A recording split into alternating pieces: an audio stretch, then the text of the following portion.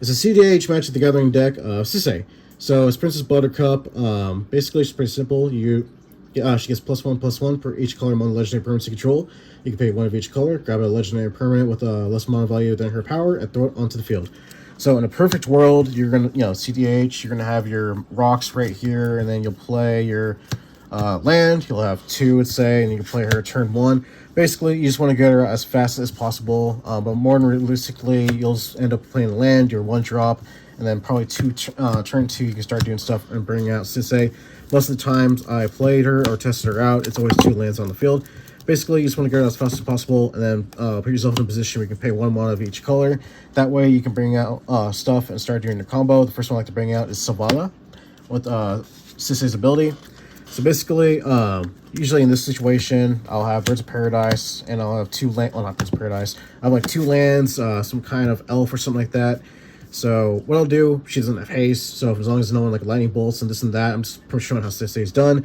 You will tap her for X amount of any color, where X is the greatest power among the creatures you control, which is Sisay. Since you have a white and a green right here, Sisay will be a 4/4. So you can use whatever mana you need to fill in the gap. Basically, you just need 5 colors, and then you'll start your combo. So next one I bring out is Tavar, just because he has two nice things. You may activate abilities of creatures you control as though they had haste. So that means, creatures can't attack, but you can activate the abilities as soon as they get on the field, even though they have some sickness. And this +1 is I can untap a creature I control. So we'll untap our little mono rock elf right here. And since you have black, white, green, now Sisay will be a 5/5, and now you can start tapping for mana of 5 colors. So we'll tap Savala. She'll tap for 5 mana of any color combination for 5, so one of each color, and start doing crazy stuff. So bring out Onomatu. You can use ability to -1 exile a creature and then bring it back. So exile her, bring her back, and then you can activate her abilities as though she had haste. So it's all Gucci. And then we'll tap her again. We'll bring out the Fury, and this is when you start bringing out stuff. So there's a little theme here. Bird's ability, once he enters, you can untap a creature or tap it. So we'll untap our little Monarch lady here. Do it again. We'll bring out the Tezzeret, the Cruel Captain. Whenever an artifact you control enters, you put a little ability on it. Basically, it just does some other stuff. You can search your library for an artifact and all that stuff.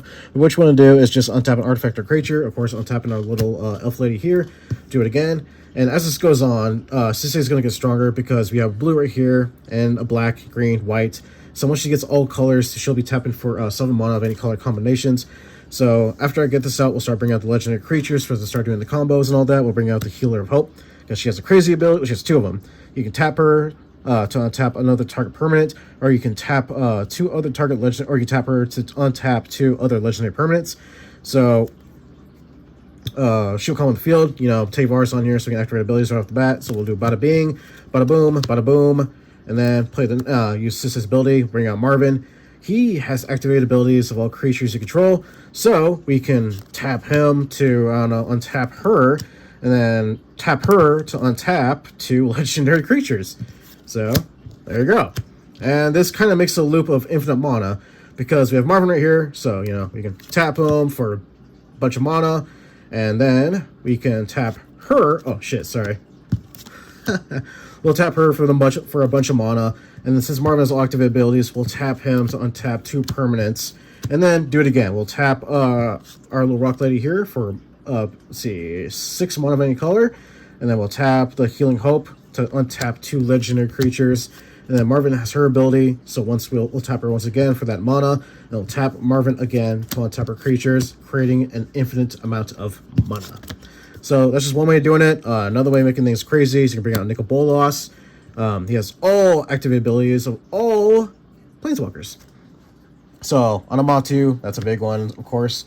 So this one things start to get crazy. If you have infinite mana, you can bring out your Oath of the Fury. That way Planeswalkers activate the abilities twice instead of just once.